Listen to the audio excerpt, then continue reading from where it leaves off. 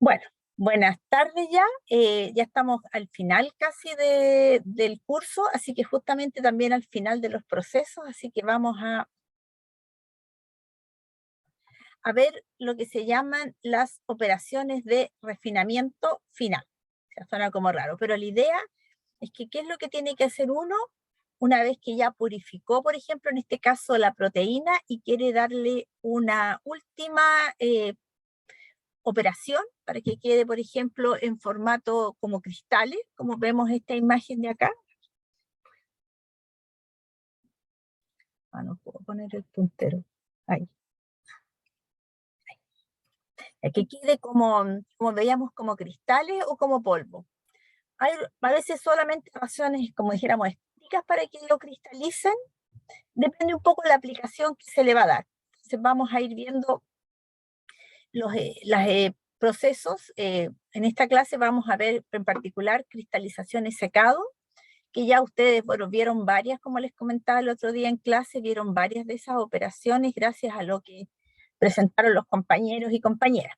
Entonces vamos a ver si alcanzamos a ver cristalización y secado, y la última clase ya lo que se llama formulación, que es como cuando uno deja el producto ya listo para el consumidor. Entonces, ¿en qué parte estamos? Hemos, por ejemplo, en el caso de uno de los más simples, proceso biotecnológico más simple, por ejemplo, producir biomasa, como levadura, por ejemplo, para pan, para hacer pan. Tenemos todo el proceso, la fermentación, toda aquí la parte de la fermentación, todo lo que hay que hacer, tenemos el fermentador en sí, los medios de cultivo que hay que esterilizar, el aire que hay que esterilizar, el aire de salida que también hay que esterilizarlo, y el producto. Después este producto, se imagina si es levadura solamente, es una sopa que tiene levadura, entonces hay que sacarle un poco de agua, y en este caso se usa una centrífuga para sacar un buen porcentaje de agua, y luego lo que va quedando se pasa por un filtro rotatorio al vacío. Y ahí ya queda eh, mucho más seca la levadura. Finalmente pasamos a la última etapa, que es un secador. En este caso, como ahí bien dice, es un secador de lecho fluidizado para ya obtener un polvo seco más o menos, que es lo que nosotros conocemos y que nos venden como levadura en sobrecitos. Llegamos a esta etapa de acá, lo que se obtiene son como esos pancitos de levadura. No sé si algunos han hecho pan, pero que vienen como unas tabletitas, como calugas, así. En cambio acá está como un polvo. Bueno, y luego nosotros vamos a ver en la próxima clase lo que es ya la formulación final. En el caso de las levaduras, a veces se agregan algunos agentes adicionales, pero por ejemplo en el caso de proteínas sí hay que agregar varios agentes protectores. Entonces eso vamos a verlo en la otra clase. ¿Ya? Entonces, ¿cuál es el objetivo de este refinamiento final o acabado? Tiene también todavía un objetivo de incrementar la pureza, ¿ya? Aquí principalmente, ya no eliminando otras proteínas, sino que principalmente sales que uno fue agregando en el proceso. No sé, por ejemplo, si hizo un intercambio, una cromatografía, tuvo que agregar algún buffer, entonces aquí es una opción de sacarlo, sacar agua, principalmente agua, y algunas otras proteínas, pero aquí no es que uno vaya a purificar respecto a ese nivel, sino que uno está sacando sales y agua principalmente. También esta etapa facilita el manejo. Yo creo que el otro día uno de los grupos que presentó dijo, es mucho más fácil transportar sólidos que líquidos. Entonces, claramente, eliminar agua hace un producto más fácil de manejar. Las proteínas son más estables porque en solución, si queda alguna proteasa o las mismas proteínas por temperatura y cosas así, se van degradando. Entonces, este acabado final incrementa un poco la pureza, facilita, como digo, el manejo y mejora la apariencia, que podría parecer irrelevante, pero en algunos casos es importante. Entonces, esas son las opciones de esta última etapa.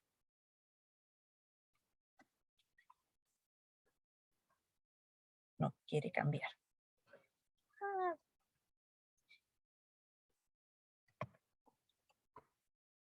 Ahí sí. Entonces, ¿Cuáles son las posibles técnicas? Para este acabado, son lo que se llama cristalización y secado que les había comentado. Vamos a partir por la cristalización, que como su nombre lo dice, implica que se hagan cristales, que el producto final sean cristales y no un polvo como es el secado. Entonces, ¿cómo se obtienen? Aquí ya los compañeros y compañeras de los grupos hablaron bastante de estos tipos de operaciones, pero quiero un poco retomarlo. Aquí nuevamente es una separación de sólido líquido, de un soluto, pero la gracia es que se tiene que trabajar con una solución sobresaturada. Y esa sobresaturación hace que se formen estos cristales en el centro en el seno de la solución, cristales que parten inicialmente como un núcleo y que después van creciendo. Se usa bastante bueno, la cristalización viene un poco del área de la minería, de las sales, pero también se usa harto en biotecnología, se usa, por ejemplo, para la producción de antibióticos, muchos ácidos orgánicos y también productos terapéuticos y proteínas. Es una técnica bastante utilizada. ¿Ya? ¿Cuáles son las ventajas de usar esto? Es que en una sola etapa se logran purezas del 99%, bueno, obviamente si venía ya la proteína más o menos pura, ¿ya? Uno puede controlar el tamaño de los cristales y que sean más o menos uniformes, por eso que cristalización tiene una mejor apariencia. Ahí, como dice, uno puede ir controlando condiciones de temperatura, cosas así, y que queden como cristales, como este que se ve aquí abajo, o sea, transparentes, no sé, tienen una apariencia más agradable, como ahí bien dice, para el producto comercial. Y lo otro, que también es importante, sobre todo cuando se trabaja con proteínas, es que se puede trabajar a temperaturas moderadas, ya no son extremadamente altas. ¿Y cuál es el proceso de la cristalización? Tiene 3 etapas. La cristalización en sí, que como ahí bien dice, esta etapa se controla por la solubilidad que presentan los diferentes compuestos. Aquí yo hablo de pureza de proteínas, pero podrían ser sales también. Y esa diferencia que tienen con otros compuestos, con otras impurezas. Entonces hay una ecuación parecida a las que hemos visto para otros tipos, para precipitación y cosas así, pero aquí habla de que la solubilidad tiene una relación directa con la temperatura. Entonces, uno busca a veces a qué temperatura conviene para que mi proteína tenga la menor solubilidad, de tal manera que esa cristalice y las otras queden en solución, las otras impurezas queden en solución. Una vez que uno tiene los cristales formados, hay que separarlos, ¿no?, del sólido y el líquido, porque van a quedar una solución que tiene las impurezas y los cristales, y se lavan para asegurarse que no queden otras impurezas, y luego hay una etapa adicional de secado de los cristales. O sea, primero viene la cristalización, separación y después el lavado de los cristales.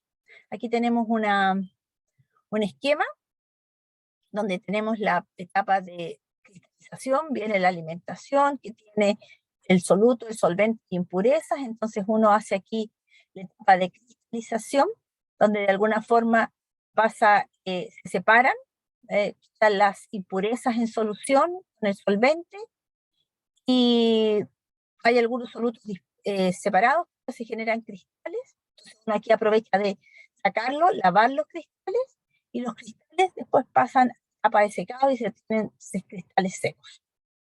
¿Mm? ¿Cuál es el modo de operación? Ahí va a depender un poco de cómo sea esa relación solubilidad-temperatura. Vamos a ver que hay diferentes modos, ¿ya? Se tienen lo que se llaman estas curvas de solubilidad, que permiten determinar si el sólido que cristaliza solo contiene el soluto. También uno puede decir, el solvente uno siempre piensa que es agua, pero podría ser otro solvente. Se ve en qué rango de temperatura y presión se puede operar, y se conocen las concentraciones de líquido que van a salir del cristalizador y cuánto se puede recuperar. Igual aquí hay un porcentaje de pérdida, a veces no todo el soluto o la proteína que me interesa cristaliza completamente. Entonces aquí está un poco el esquema, cómo se va a ir formando estos cristales, ¿ya? Como ahí bien se ve, Aquí está, por ejemplo, el compuesto de interés que se van asociando, se forman núcleos, y en torno a ellos van creciendo los cristales, y luego ya se tiene el cristal completo, y las otras sustancias que supuestamente no tienen más alta solubilidad no cristalizan. Entonces uno tiene al final el cristal. Aquí hay varias características o factores que afectan. Por ejemplo, la geometría del cristal se va a ver afectada por el volumen que tenemos, el diámetro, porque esto es un sistema agitado suavemente, como los reactores que vimos, tienen un cierto número de blunders, y aquí hay condiciones de operación, a la que velocidad, eso obviamente no son altas velocidades, y propiedades, ya estos son como de operación, y estos son de las proteínas en sí del cristal que se va a formar. ¿Qué densidad va a tener el cristal, el líquido? Hay ecuaciones aquí para módulos de elasticidad, esfuerzo de corte y viscosidad dinámica. Todo eso va a depender de cómo se formen los cristales.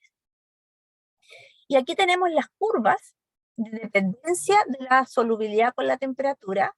Por ejemplo, tenemos aquí, bueno, está para ácidos, ¿ah? No hay como mucha información para proteínas en general, como más para ácidos. Y por ejemplo, uno que no tiene ninguna dependencia, como ahí muestra, es independiente de la temperatura, la solubilidad siempre es la misma, entonces no es muy bueno para cristalizar, porque no importa cuánto yo cambie la temperatura, este compuesto no va a cristalizar, pero sí hay otros que tienen una gran dependencia, como este ácido adípico, que vemos que tiene una dependencia bien fuerte. A medida que aumenta la temperatura se hace mucho más soluble y porcentaje en peso de soluto, entonces se solubiliza más, entonces yo tengo que trabajar como a temperaturas más bajas si quiero obtener cristales. Y otros que tienen una tendencia moderada. Entonces, dependiendo de esa tendencia es como tiene que ser el proceso, ¿ya? Estos procesos, como bien decíamos, tienen que ser en un estanque. Ese cristalizador es un estanque que se agita, como vimos los otros reactores ya, y lo fundamental es que tiene que tener un sistema principalmente de enfriamiento, porque la cristalización se hace generalmente a bajas temperaturas. Puede ser en forma batch o en forma continua. Ya lo podemos operar de las dos formas. Y la idea es que nosotros vamos a tener diferentes curvas, como habíamos visto antes, ¿ya? Y vamos a tener que trabajar la zona de sobresaturación. Tenemos que llevar nuestro sistema a que se encuentre sobresaturado para que nuestro producto de interés cristalice. ¿Mm? Entonces, aquí tenemos cómo lo podemos hacer, esa cristalización, como les digo, dependiendo de estas curvas que vimos recién, y de algunas características de los productos. Por ejemplo, si el producto son sensibles a la temperatura, yo tengo que hacer una sobresaturación por enfriamiento, ¿ya? Entonces, irnos a la parte de abajo de la curva para que ahí se produzca la baja solubilidad. Eso claramente porque si es sensible y si aumento la temperatura, lo voy a denaturar. Entonces voy a tener intercambiadores de calor y voy a tener líquidos refrigerantes miscibles en la solución. Tiene un buen rendimiento y tiene un bajo consumo de energía este tipo de procesos de sobresaturación por enfriamiento. También puedo hacer una sobresaturación por enfriamiento, pero evaporativo, ¿ya? Y aquí la alimentación se encuentra a mayor temperatura en el evaporador, ¿ya? Y un enfriamiento diabático, pero en vacío. Entonces, como estoy trabajando en vacío, puedo trabajar a temperaturas más bajas para que se evapore el solvente, pero no son temperaturas sobre 100 grados, sino que muchas más bajas y no me afectan el producto. Por otro lado, si el producto es insensible a la temperatura, o sea, no lo afecta, y simplemente hago sobresaturación por evaporación térmica. Aquí la gracia es que yo evaporo el solvente y pongo calor nomás. O sea, pongo intercambiadores con vapor, total, el producto no le afecta la temperatura. Ahora, si hay una dependencia intermedia, hago evaporación térmica vacío, parecido a lo de acá arriba, pero aquí no es una sobresaturación, sino que es una evaporación. Aquí la alimentación se encuentra a mayor temperatura en el evaporador y también hago una evaporación en presencia de vacío. ¿Cómo son esos equipos? Aquí tenemos ejemplos. Por ejemplo, este que era sobresaturación por enfriamiento. Aquí va a entrar la alimentación va a pasar al sistema de enfriamiento y aquí tengo el refrigerante. Entonces, aquí logro que de alguna forma, como va a pasar por un enfriamiento, aquí hay mayor temperatura y un reciclo de todas maneras, aquí logro que esto se mantiene bastante frío, entonces el producto sobresatura porque estamos en la parte de abajo de la curva. Esto es justamente, como habíamos dicho, para productos que son, que son sensibles a la temperatura. Si son insensibles, no hay problema, aquí simplemente caliento la solución, ¿ya? Paso por un sistema. Aquí hay, ojo que hay una recirculación, ¿eh? Por eso que la alimentación viene acá, se aprovecha un poco del calor aquí. Entonces aquí vapor, entonces evapora el líquido y aquí también se produce la saturación por eso, ¿ya? Aquí hay una evaporación simplemente. Y cuando tenemos estos que están en intermedia, tenemos también el sistema del enfriamiento, pero acá tenemos el refrigerante que aplicamos vacío. Aquí vamos a poder evaporar, pero a temperatura un poco más baja, ya que este producto son más o menos con una sensibilidad intermedia. ¿Okay? Esa es la idea. Como decía, los equipos pueden operar en forma batch. Aquí tenemos el sistema de la alimentación. Aquí está, por ejemplo, con vapor. ¿Ya? Y son tiempos de operación no tan cortos, entre 2 a 8 horas para poder procesar. Pues más que mal, igual tenemos que evaporar un buen porcentaje de agua. Y hay otros equipos que son en continuo, donde hay recirculación. Si ustedes se fijan aquí, uno hace pasar la alimentación al sistema de evaporación, pero recircula, para tal manera de poder obtener los niveles finales que uno quiere de estos cristales. O sea, aquí hay un sistema de condensación. El otro día había un equipo, bueno, el liofilizador, ¿verdad? Parece que había uno que tenía un ciclón después. No, no era otro equipo, pero lo vamos a ver más adelante. Ya, pero tenemos que tener varios sistemas para condensar los vapores, recuperar algunos finos, etc. O sea, como pueden ver, también puede operar en continuo. Tenemos cristalizadores evaporativos y también con contacto directo, que directamente uno puede colocar aire, por ejemplo, para que el sistema se vayan formando los cristales. ¿Y cuáles son las estrategias aquí? Bueno, hay que ver las curvas para ver el equilibrio, la forma de operar el cristalizador. Uno ve según cuáles son las características del producto y el estilo que se va a emplear. Perdón, hay una consulta. Sí, tienes razón, es el secador spray. Me dicen que el secador spray es el que tiene los ciclones. Sí, acá también de repente hay, pero cuando veamos secado vamos a ver el secador spray. Entonces, tenemos que, para el equilibrio, seleccionar el solvente. Uno siempre piensa que es agua, pero a lo mejor podría ser otro solvente y eso va a depender de las etapas previas. Uno a veces en alguna etapa podría cambiar el solvente, de tal manera de ver cómo es la saturación. El modo de operación, ahí como bien dice, ver la generación, cómo se va a obtener la sobresaturación, a qué presión, a qué temperatura, y tener una idea de qué contaminantes pueden que sigan acompañando a los cristales. Para ver el tipo de equipo cristalizador, vamos a ver, bueno, si aplicamos vapor, vacío, y los tamaños. Acá viene lo importante, la cinética. Uno tiene que conocer un poco todas estas características que van a tener los cristales para saber de qué diámetro van a resultar, cuánto tiempo tengo que tenerlos, si hay que recircular alguna parte. Bueno, materiales, porque de alguna forma a lo mejor algunos materiales podrían salir contaminando el producto. Equipos auxiliares, en algunos casos se usan en ciclones y bombas y cosas así. Entonces eso hay que tenerlo en consideración.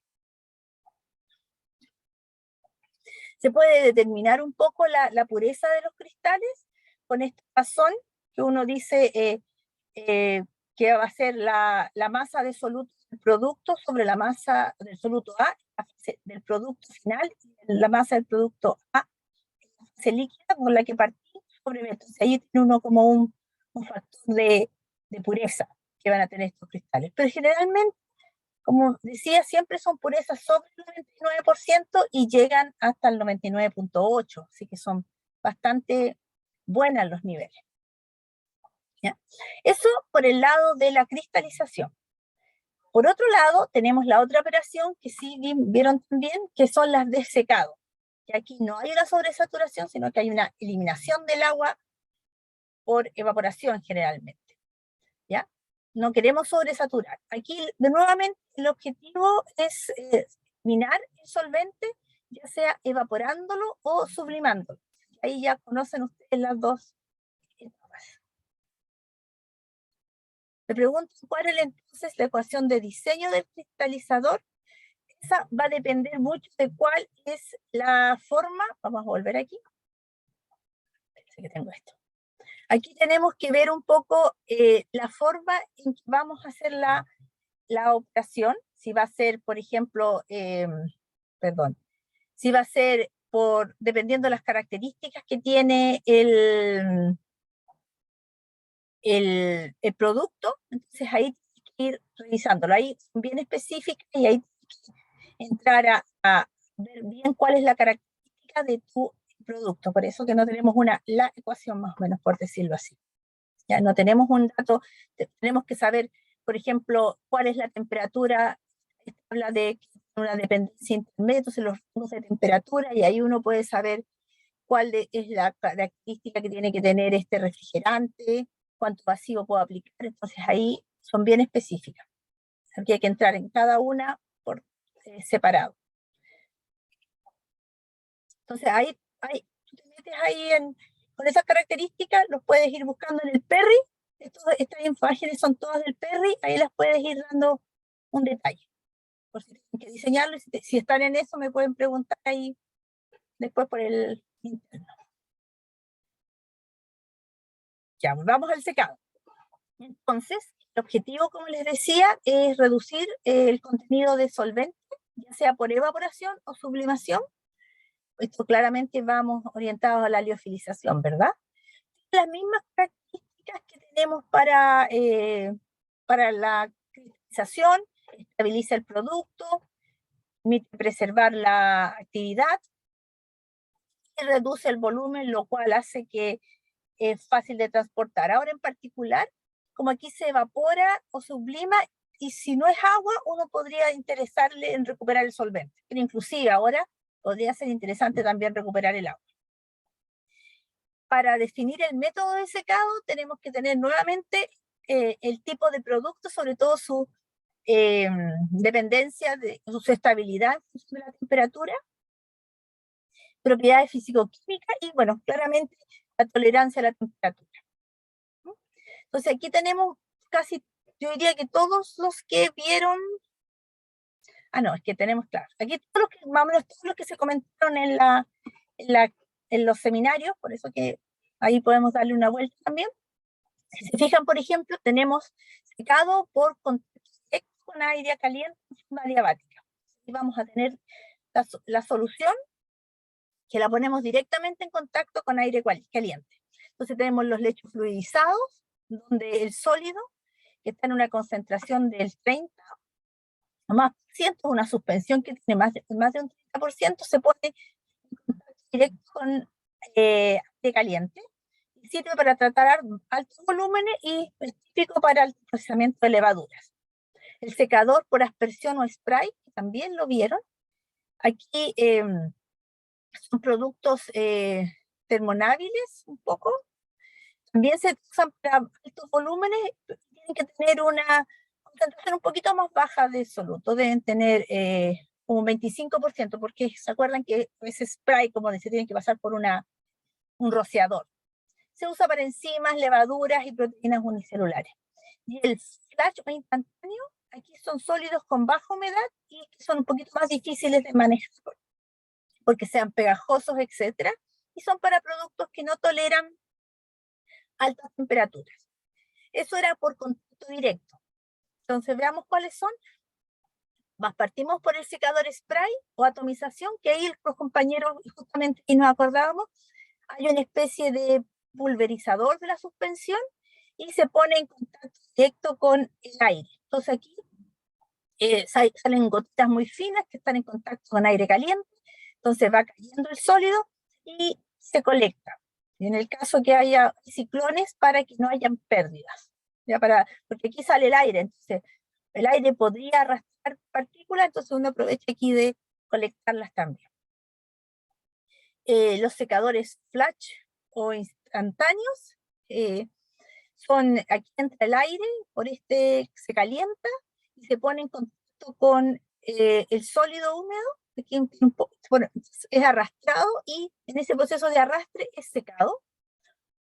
Aquí también un ciclón para atrapar el sólido que cae abajo.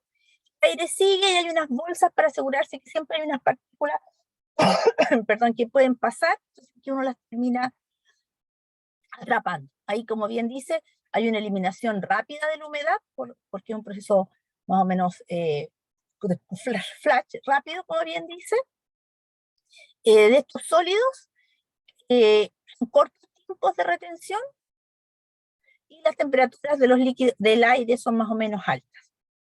¿Ya? Y el otro tema es el del lecho fluidizado, donde acá se coloca la alimentación, es como de sólido, y acá entra el aire, y como su nombre lo dice, esto lo va como levantando, fluidizando. Sale el aire por la parte superior y los sólidos salen secos. Aquí, como bien dice, hay mayores concentraciones de sólidos, entonces como un lecho que está siendo levantado por el aire caliente y va eliminando la humedad. Esos eran los donde había contacto directo con aire caliente. Mientras que hay otros que son no adiabáticos y por conducción, como decía aquí hay un método indirecto donde se calienta, no es que vaya un flujo de aire, sino que las paredes de algún equipo se calientan. Partimos por los liofilizadores, que yo vi que lo explicaron bastante bien los compañeros aquí. Es para productos muy lábiles porque es una etapa de congelamiento y después sublimación porque el sistema está en vacío. Entonces, el líquido que, no es el líquido, entonces el agua está en estado sólido y sublima, pasa directamente a estado gas, pero dado que es vacío, las temperaturas no son muy altas. Se usa mucho para enzimas, hormonas y proteínas terapéuticas que suelen ser lábiles. También hay estufas, pero aquí se hace vacío, pero aquí no hay una sublimación, sino que hay un vacío nomás, no se está congelado. Las típicas estufas que nosotros, bueno, no tan típicas porque son a vacío, lo malo es que tienen bajos niveles de producción, sirven para productos con alto valor porque consumen bastante energía, y bueno, los productos pueden ser lábiles, igual la temperatura, si bien no se calienta, no es tanto porque hay vacío. Y hay unos sistemas parecidos a las estufas, pero que son rotatorios, que giran para que no se vayan aglomerando los materiales. Voy a mostrarles la imagen y ahí se va a entender un poco por qué. Ya, estas son las típicas estufas a vacío y un sistema vacío. Es como las estufas que hay en los laboratorios, aquí hay unas bandejas, charolas que le llaman. Esto se calienta, pero como hay vacío, no hay que llegar a 100 grados para evaporar el agua, sino que depende del vacío que se aplique. Y aquí sobre esta bandeja se va secando el material, ¿ya? Entonces, por eso va quedando como costra, se va secando en capas. Entonces, al final, si uno lo saca, después tiene que uno molerlo y eso puede generar contaminación. Mientras que otros secadores rotatorios ya tienen la misma idea de la estufa, pero giran. Entonces, ese mismo giro hace que el material se vaya, bueno, si se va secando, entonces va como homogenizándose y al final sale un polvo, pero no una costra, sino que un polvo. Estos son los equipos. Parece que era parecida a la imagen. Y los liofilizadores, que fue lo que mostraron también en los procesos, se tiene que tomar la muestra, se congela y se coloca en el sistema, que tiene unas placas de calentamiento, pero este calentamiento hay que pensar que uno trabaja entre menos 40 y menos 50 grados Celsius, o sea, se calienta de menos 50 a menos 40, y ahí el líquido, el agua en estado sólido sublima y al final queda el producto seco, pero es que siempre estuvo a temperatura muy baja. Entonces, por eso no hay una degradación. Bueno, y todo esto claramente como tiene que estar en vacío. Esto también es una imagen, me parece que es muy parecida a la que mostraron los compañeros. Esto es el equipo, pueden llegar a ser equipos bien grandes, a veces se colocan en viales u otros sistemas. Ya hay un sistema de vacío, y estos son los sistemas de placas de calefacción, que se dice, pero que en realidad están en temperaturas muy bajas. Y todo esto, bueno, por esas mismas condiciones hay que tener sistemas de condensación de hielo y sistemas de vacío. Entonces, si bien es un proceso que puede ser un poco caro, ya los productos que se procesan tienen un valor interesante. Yo les comentaba ese mismo día que inclusive se hacen alimentos, muchos alimentos, frutos que son como más caros, estos berries, todos estos blueberries se procesan para exportación. La gracia es que, como comentaba el otro día, en el caso de los alimentos mantienen todas sus características, no es como un secado con calor donde se pierden características. Después aquí esto de repente los rehidratan y mantienen todas sus características originales. Hay muchas configuraciones, estas son muy típicas de laboratorio, donde se puede colocar aquí adentro las muestras o en unos vasos, o sea, acá abajo se ve, en unos vasos afuera. ¿Ya? Es un sistema bien interesante. Y pueden llegar a estos niveles gigantes industriales, ya donde uno dice, no se puede hacer, pero sí, son en estas placas, se hacen bastante. ¿Ya? Ahora, aquí hay una comparación sobre secado convencional y liofilización. Ahí, bueno, habla principalmente de que el convencional se puede usar para alimentos secos, muy orientado un poco a la industria, especialmente alimentos, ¿ah? Pero, por ejemplo, la liofilización se usa para alimentos, pero se ha limitado a aquellos que son difíciles de secar por otros métodos. Se utiliza para carne, las temperaturas son muy diferentes, aquí se trabaja bajo el punto de congelación, acá se trabaja en vacío, como bien dice, el agua en el convencional se evapora, acá se sublima, aquí en este hay un movimiento de solutos hay un endurecimiento, y no hay casi movimiento de soluto. Bien interesante, ¿eh? La rehidratación es incompleta en el secado convencional y eso hace que después los productos no tengan las mismas características, mientras que con la liofilización es completa rápida, entonces hace que el producto después tenga sus características esenciales. Y es mucho utilizado por eso para exportar productos que son más caros. Las características de olor y sabor están muy buenas, ¿no? Así con el secado convencional. No hay ningún problema en los nutrientes, cosa que sí pasa con el secado convencional. Bueno, y obviamente aquí hay un trade-off donde aquí los gastos son, bueno, generalmente bajos y acá son más caros. Entonces esa es la problemática, pero dado que cada vez se encuentra que el producto queda mejor, la tecnología ha ido cada vez mejorando. Ya nunca se pensó en estos equipos grandes que yo les mostraba, y ahora sí. Inclusive les comentaba que hay en Chillán, por ejemplo, en la universidad, y tienen uno de estos. ¿Mm? Bueno, y con eso, como les contaba, esta clase va a ser un poquito más corta. Queríamos ver estas últimas etapas de cristalización y secado, y lo que vamos a ver ya en la próxima clase el viernes es la formulación, que es cómo dejar el producto ya listo para salir al mercado.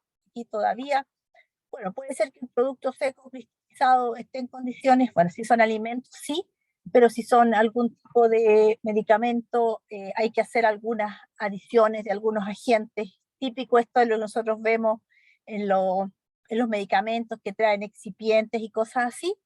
Aquí también vamos a ver que agregar, por ejemplo, vamos a ver esta última parte, que hay que agregar algunas formulaciones adicionales o estabilizantes, ¿ya? Algunos compuestos que protegen el producto porque esto va a tener una vida larga. Ya, entonces quería ir quedando hasta aquí, no sé si hay consultas. Vamos a... Profe, Dígame. ¿tiene información con respecto a lo de la liofilización a presión atmosférica? Liofilización a presión atmosférica. Sí, Generalmente se y hace más a vacío. claro, es que investigando por el seminario de liofilización, descubrí que había el tema de la liofilización atmosférica, ya que no es a vacío y por ende se reducen hartos costos económicos, ya que no se tiene que hacer vacío. Claro. No, mira, ¿sabes que no lo...? No, ¿es reciente? Sí, o sea, la investigación sí se comenzó a hacer como en 1980 y hoy en día ya está como más avanzada. No es tan reciente. No, ya sabéis que me pillaste ahí, pero si me mandas el dato, lo puedo revisar. No, yo siempre he visto a vacío. O a veces no vacío tan extremo, si te fijas. Voy a volver a compartir. ¿Sí? Hay rangos, si te fijas aquí en esta data hay rangos, pero igual estamos hablando de vacío. Nunca presiones tan... Pero sería interesante verlo, porque claramente esto de hacer vacío es caro. Es una de las etapas más caras. Así que mándame el trabajo. Vale, sí, bueno, eso sí predomina ahí más que nada la sublimación, predomina el gradiente de agua, se podría decir, ya que se hace con aire seco. O sea, al tener aire seco, el agua congelada Ah, se ya, transfiere por entonces gradiente es como una mezcla entre pasarle aire y además vacío. Claro, porque normalmente estos no hay un flujo de aire, se deja nomás. O a lo más se succiona, o sea, hay un vacío. Puede ser eso interesante, ¿ah? O sea, puede tener un elemento adicional. Está bueno, mándamelo para tenerlo en consideración. Vale, Ahí la ahí foto le aquí envío el correo. se ven un poquito las frutas, ¿ah? No me había fijado. Pero es interesante eso, no lo conozco. Lo voy a revisar. No sé si hay más consultas.